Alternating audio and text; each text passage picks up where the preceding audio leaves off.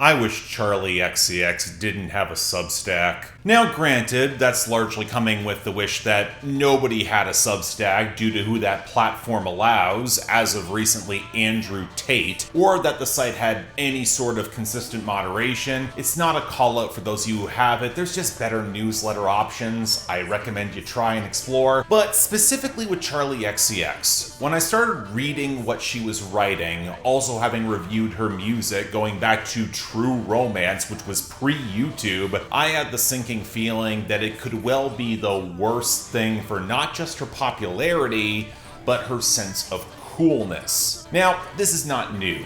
Plenty of musicians have seen their reputations implode by accepting a microphone at the wrong time for everyone but them to realize the emperor has no clothes, or at the very least they are way out of their depth with what they're talking about, and this was always going to be an issue for someone like Charli XCX, who thrived at being perceived and considered on the cutting edge and experimental and cool as a result, reaching the zenith in 2024 with Brat and her follow-up of Brat Summer. And as someone who has made a lot of videos exploring the whole philosophy of coolness, I knew instinctively it was a really bad idea for Charli XCX to not just pull back the curtain a bit, but lay down her thoughts on the subject and how it intersects with commercialism, especially in the aftermath of Brat, the remix album, and all the tangled layers of deflective irony around a very sincere core. And I wish Charli XCX didn't have a Substack, because on December 9th, 2025, she wrote a piece called The Death of Cool,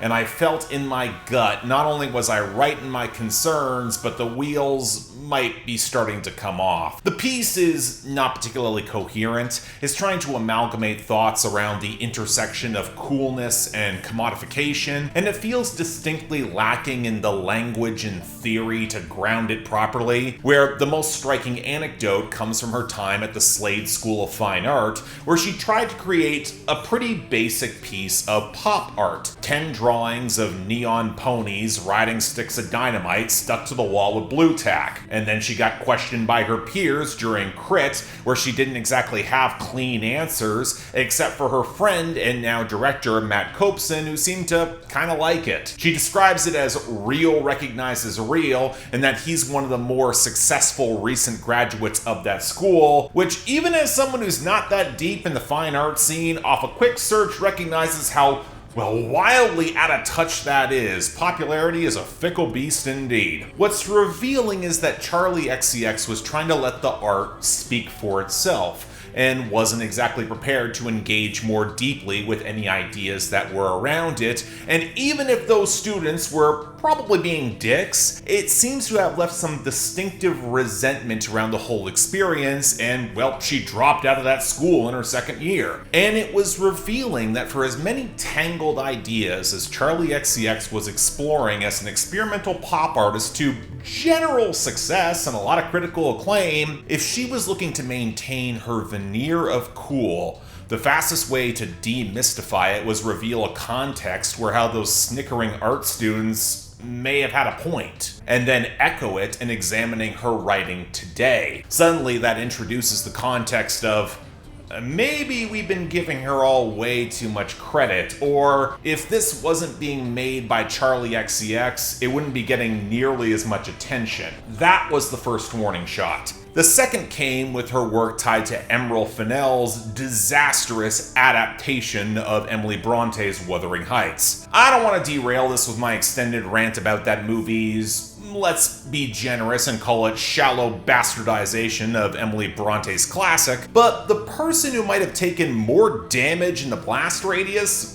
was Charli XCX. There are some who can be associated with flops and then just effortlessly move on, but I watched a fine enough soundtrack get tarred thanks to its association with an atrocious seeming movie, enough for folks to start second guessing Charli XCX in 2026. Made even worse when her leadoff single Rock Music for the new album Music Fashion Film appeared to be a self-consciously ironic piss take on rock music that didn't just sound cheap and shoddy, but kind of underthought and derivative. When she said the dance floor was dead, you want to focus on rock music. Because then I remembered that bad Substack post, and I heard notes of reflexive resentment, and I realized that even if this album had actually landed its deconstruction, she was speedrunning her long-awaited breakthrough of cool, along with every other social media post that felt as if it had way less expertise than had previously been let on, or that was implied by all the critics who were showering her with laurels. So all this left me really concerned about music, fashion, film, and its album art presenting director Martin Scorsese, fashion designer Marc Jacobs, and legendary avant-garde musician John Cale. The last of whom is someone who actually Charli XCX has worked with and gave me the hope that amidst the questionable dalliance initially with rock music, maybe she would have more to say. She got David Cronenberg to deliver a monologue at the end of this album. She was back with A.G. Cook and Finn Keen and all their hyperpop bona fides. See my hyperpop video essay if you want to have that fun conversation. But at least shows some folks who are in the room that have the familiarity with some forms of artistic deconstruction, even if it's not within rock music. And while the runtime looked to be barely a half hour, maybe that would be enough for her to make her point. She's got a point to all this, right? Well, this is not a review of Charli XCX's music, fashion, film, because she does have a point, and one that I think is worth unpacking. But the more listens I gave to this album, the more I was left thinking about that Substack post that wouldn't leave my mind, that art exhibit that got critiqued mercilessly, the lingering feeling that Charli XCX might be near that headspace or has never really left it. There's an argument to be made that this is her most personal album since How I'm Feeling Now, but I would argue that few have paid the sort of attention to Charli XCX's personal and more vulnerable musings scattered across her entire career. She's been tagged as a British Gen Z artist coasting on ironic deflection, but dig deep enough and that's a millennial heart that can bleed. Again, that's been true her entire career. It just took a genre shift for some people to pay attention, which is also a lot more revealing of that audience than I think it is of her, and I think she knows that. Of course, the other side of this conversation is that it's a genre shift that I think was done badly, where for as much as I might praise certain ideas, the execution lands so rough, there is a part of me wondering whether sounding bad on purpose was part of the point of a lot of its rough satire. That's a rabbit hole unto itself. And again, this is not a review. And unfortunately, we gotta start there. Charli XCX's brand of rock music doesn't just sound bad, it sounds like an unfinished demo, chronically underpowered and programmed in a way that reminds me of when older rock acts attempt to experiment with programmed electronic music. It's not even novel to make a comparison to Pop by U2, because Stephen Hyden already did it, and when you factor in some of that self-conscious irony, I was more immediately reminded of Billy No Mate's 2020 self-titled debut album, because it suffers a lot of the same problems. The guitars that sound overly quantized, the formless bass lines, and some of the most perfunctory percussion I have heard all year, be it live drums or drum machines. Forgetting the tribute song Magic Metal Montana, this feels like some of A.G. Cook's most phoned in and disposable production work to date. He did Charli XCX no favors here. Every piece seems to hang within dead air with little attempt at blending, to say nothing of some truly ugly synths that are mashed in. The songs themselves feel like abbreviated fragments with little to show off any interesting instrumentation. The shifts within Card Declined were goddamn painful, even more so than previous projects like Crash that were also disjointed, and Charli XCX herself sings with a sort of dead-eye detachment that tells me, well, she might be aware of all of this. This feels intentional. It feels deliberate. If I wanted to be most complimentary, there is a lineage to a certain brand of bare, experimental, avant-garde rock that goes back to the Velvet Underground. And the rationale behind it makes a certain amount of sense. In comparison with the sheen of artificiality that wraps around pop, trend-chasing or otherwise, going rock is perceived as real. and thus you're taken seriously. And where Charli can highlight what a sad goddamn joke that is, while taking advantage of that presumption of realness to be considered a little bit more confessional. As if so much of rock hasn't been manufactured slurry for decades, but maintains the cultural perception of being anything but. And when you have an album all about trying to maintain some control over one's artistry and self-image, intentional and noisy alienation, that's the fastest way to do it. Especially if you can build up some decent enough hooks at the core along the way. I like the fluttery guitars underscoring the dissociative camera. The buzzy, lumbering a persona probably's got my favorite hook on the entire project. I probably would have liked the choppy, distorted slime of the guitar lick on 2007 if the song felt lyrically developed at all. And No One Lasts Forever executes its repetitive drone ambitions better than I expected, especially with that David Cronenberg monologue that I thought was rather affecting. But look, this is not new. It hasn't been new for decades. We have been hearing about pop-leaning acts trying to build cred or express darker, more personal musings as quickly as possible by pivoting to a heavier, darker rock sound that would get them into different spaces to be considered more seriously. So much so that How I Met Your Mother was able to parody this over 10 years ago when Robin Sparkles became Robin Daggers, which was a clear riff on Alanis Morissette's career arc going into the 90s. It's not as common as the rock stars who embrace pop in order to sell out, often with many misbegotten consequences on both sides, but for acts looking to manufacture a little bit more grit, get more personal, or the appearance thereof, and who know that behind the scenes, the actual industrial process of making the music is not that far removed, especially eras of rock ascendancy, this path's been trod before. Granted, changing times and the increased critical respectability of pop music at the expense of formulaic rock, it shifts the power dynamic slightly, where rock radio in the mainstream could probably use a lot more of Charli XCX than the other way around. But if there's a subtextual revelation, it's that Charli realized many of the critics and industry figures who paid a lot of lip service to her in the trappings of poptimism, she's not really sure they believe them, or there might be changing times forcing them out, where the glowing reviews kind of became backhanded compliments. And that's not even touching on the fickle nature of stan culture that found a very specific image in space that didn't quite capture Charli XCX's dimensionality, and who were waiting to take the gloves off when she may have strayed out of line or potentially make less good music. So on that level, it seems like Charli XCX got what she wanted. She broke the chains of the Kia Asylum that they wanted to throw back on her, moving into a different space entirely, proving even to the stodgier critics that she could play their game too. And if her sneering adaptation of rock music sounds cruddy and unfinished, that's on purpose, in order to reinforce her themes anyway. It's satire and meta, and it's not like she hasn't been doing that before. Look at How I'm Feeling Now and Crash. On the other hand, it's hard not to listen to this album and feel that winking deflection, pardon the pun, can only cover its misfires so far. Let's put forward a question.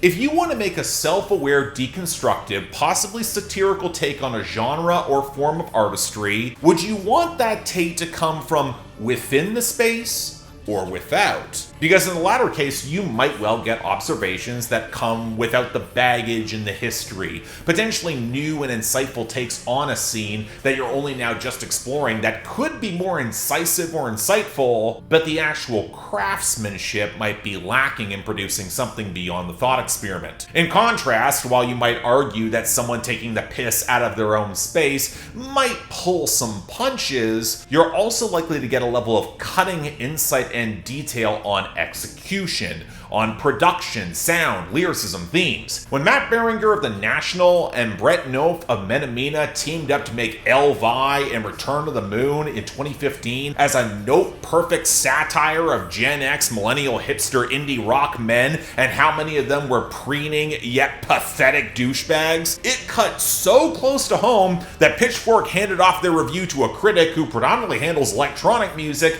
and who completely miss the forest for the trees. Damn shame, because it is one of the best albums of the 2010s in any genre, and it's got hooks for miles because the people behind it know how to make indie rock. When Dierks Bentley donned a goofy mullet to make Hot Country Nights and their hysterical 2020 album, The K is Silent, it wasn't just because it was one of the best comedy albums in recent memory, but it was a note-perfect satire and send-up of 90s neo-traditional country that sounds like it could have been played alongside all of it on the same radio stations. I wonder if Charli XCX has heard of either of those two albums. I don't think either would be her thing, but they land way better for me because while jabbing at their genre's expense, they have the craft and insight to land deeper jokes. Even some pathos. Hell, the same day that Music Fashion Film came out, we also got Late to Set by Alex Cameron, a legit great album that sounds like it was designed to rip the guts out of every late 70s, early 80s, dawn of synthesizers, yacht rock singer-songwriter pastiche, especially in its brand of postmodern yuppie machismo that is really relevantly echoed a lot today in certain scenes, but it also sounds like it could have fit alongside that era and would have been all the better for it. The craft mirrors the execution and the deconstruction is better. And thus my issue with Music Fashion Film isn't that it slays the sacred cow of rock music, a cow deserving a slaughter many times and over. It's that the jokes and reference points are made kind of poorly, with the music sounding underpowered and kind of cruddy to boot. Or worse still, that Charli XCX thinks that it's way more transgressive than it is. This sort of existential alienation at being the famous pop star while reckoning with the reality of aging and a love-hate relationship with the camera, it's not new. I'm fairly certain Madonna explored this on at least 4 albums and 2 movies. You could also point at Lady Gaga, who flirted with that territory throughout her entire early run with the genre bending to boot, where in the same year that Charli XCX debuted with True Romance, Lady Gaga put out Art Pop, exploring many of the same themes, or Miley Cyrus's existential dread across every wild genre swerve, starting with that scene at the end of the Hannah Montana movie. I'm fairly certain Charli XCX has seen that, and given some of the faux hyperbolic responses to this project's transgressiveness, okay, you know what? Fair enough. Some of y'all are way too easy, but come on, take a step back with any sort of historical context, and you recognize how thin, flimsy, and derivative all this feels. It struck me as Charli XCX tweeting about more personalized anti-marketing, as if that's not been something pioneered and workshopped compared to the mass market for decades. The presumption that something is new and fresh when you just haven't heard of it. And I'm again reminded of a lot of that Substack anecdote. The questions may have been snotty and faux intellectual from those art school students, but there's a real possibility there was challenging insight that she wasn't prepared to face, and when it comes to specific craft where she might be out of her depth, that's relevant. Now granted, the deeper I delve into the content, the more I get the impression that Charli might know that too. She feels caught up in a maelstrom, where on the one hand, the more she talks, the less she seems to know, but on the other hand, she isn't getting treated charitably when she does know more. I've seen a comparison of this album to the Tortured Poets Department. Yeah, why not throw propane on the bonfire here? And I actually hear it. This is an artist straining against the definition of her sound and her image imposed from without by an audience that seems to understand even less than she does, so there's an attempt to be the least marketable, but perhaps the most complicated and true version of herself along the way. And yes, there's a lot of systemic misogyny, we can tack on that too. For Taylor Swift, it was straining under the weight of precocious obsession, bad melodramatic decisions, alcohol abuse, and a nightmarish house of mirrors of her own creation. All that's a compliment, by the way, and while Charli does not have the same mad ambition as Swift does, she can sound just as trapped. Considerably more precarious, which does intensify the stakes. She might actually run the risk of a card getting declined, and whatever public embarrassment through the rancid British tabloids and Stan Twitter to follow. Throughout the course of this album, you get the impression that in 2024, Charli XCX had a moment of being on the biggest stages, and not only didn't seem to enjoy it all that much, but also disliked everything that came with it. Her artistic and personal identity then being pigeonholed, the fake friends putting up all their own walls that she describes in Persona, the conspicuous consumption required to maintain all that lifestyle and habits on Card Decline, being targeted by the biggest pop star in the industry along the way, where neither came out of this looking all that good, the desire to retreat from that full extent of all that image that she built. Be careful what you wish for, but is that desire just as reflective of chasing a certain cool and every ironic bit of deflection that came with it? Look at Spring Summer 2026, where she's trying to play every angle. It's not surprising. And you know what? Fair enough. I'll give her that. That sort of fame and scrutiny can feel borderline nightmarish, and most people will never fully understand that, especially if you already have some level of self-doubt, and as much as you try to live up to that vision, is it ever going to be enough? And is your sanity going to survive that public exposure, especially when you still want to settle down and have kids with your husband? Or is that just taking the easy way out, as the tangled hook of "I'm afraid" seems to imply? I also like the thought experiment on camera, where she is still being perceived, still being scripted while on set, but it feels paradoxically like it gives her more dissociative freedom in the bounds of a performance than what has been imposed from the larger pop star ecosystem. Without being Charli XCX, she can be more. Now, this was also a running through line across Brat in both subtext and outright text, part off the tangled balancing act of contradictions that she was trying to weld together with tight grooves and self-possessed irony. And really, if you look across her entire catalog, some of this vulnerability has been there the whole time. It's just how it leaks out. Hell, look back at my hyperpop video essay. It's true for a lot more of the artists than they get credit. And one of the reasons that So I was my favorite song from Brat and one of the best songs of 2024 was because in the face of her friend and producer Sophie's passing, there's just no deflection or artificiality you can build to mask that shocking pain and loss. The facade cracks, and it's beautiful for it. What this album does is try to rip away some of those veneers, refuse to be locked in a constructed archetype of who she is defined to be. Take the wig off. And hell, if nothing and no one's really gonna last forever, why not revel in what it means to her right now? That could be the point to all of this, right? All of this analysis might be worth praise for a more self-contained context, but it gets to a very specific note of tension that I couldn't escape, where all those nested contradictions come back to roost. Because at its core, music fashion film can be deeply sincere, anxious, even somewhat playful, where it's embracing a rock sound to iterate on those themes because that's what she wants at the forefront and then to be taken seriously. But she also wants to deconstruct that cultural artifice of sincerity, highlight the history that she has always said this to some extent, and if she can do it through a first draft approach to rock music and then be taken seriously, so be it, but also leverage that rock construct in order to take the piss out of the narrow plasticity of being a pop star with some very thinly veiled anti-commercial shots, but also not do too much because she still relishes some of that scene and her politics would feel distinctly confused. Where I wouldn't be remotely surprised if the mixed and challenging reception to this album pushes her back towards a sleek auto-tune comfort zone. We'll have to see. And this is where craft matters. I didn't love Brad in comparison with Charli XCX's Best. It's no pop 2, but it reflected refinement and structure in both composition and language that could balance its contradictions, where the increasingly bare bones and underdeveloped structure and language of this album just doesn't. It creates the feeling of gesturing at bigger ideas, attempting to let the art speak for itself, but if you follow up and ask questions, tapping into those fine details, asking to expand upon the ideas of self-perception and control, and the systems that create this compressed sense of angst, or pointing at acts that have the songs and vocabulary to handle this better across multiple genres, or even within their genre, you might get more animosity than straight answers. Brad had the momentum to avoid the follow-up question, or be painted as a killjoy if you asked it.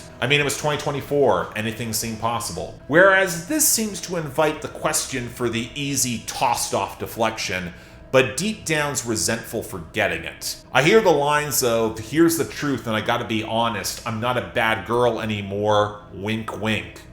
Who you trying to convince, Charli? Me? Or you? And all that being said, even if I don't really like the album, it's not her worst while True Romance exists, but again, far from a pop 2. It's not remotely hard to see why it's got resonance for its target audience. It's gonna sell decently well, and why there are folks and critics post-Brat who have bought into it. If there's one thing that Charli XCX nails effectively in 2026, it's the paralysis of despair and anxiety when being over-perceived. Feeling powerless in a world that thinks it's got your prescription, and the wild freedom that comes with seizing the camera to just do it yourself, hang the consequences. She might deflect or comment on it, and yeah, you've heard it all done before, and many places done better, but there is a certain resonance in just owning that simple contradiction because at its core, it feels more true.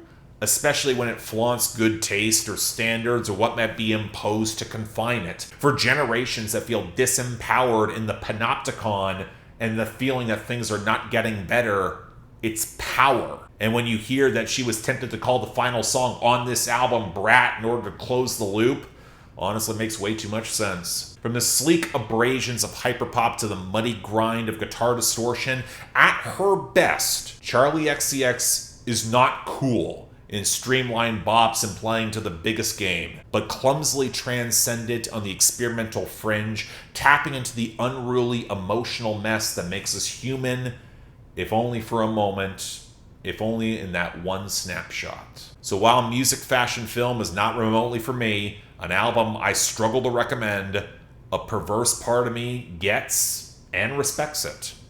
Until the camera turns off because the battery flickers and no one lasts forever, in every sense of the word, Charli XCX played herself.